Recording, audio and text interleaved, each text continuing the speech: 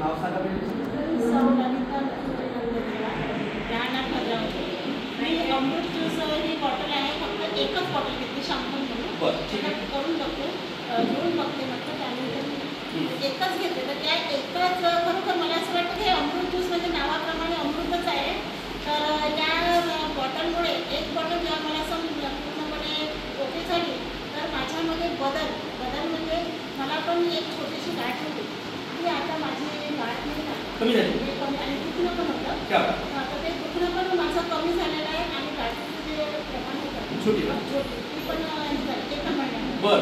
त्यानंतर मला जो ॲसिडिटीचा त्रास होता, तर तो ॲसिडिटीचा त्रास पण मला कमी झाला. शक्यतो आपण लेडीज काय करतो, गाठीचा जो प्रकार असतो हा कोणाला सांगत नाही, तर सांगायला काही हरकत नाही.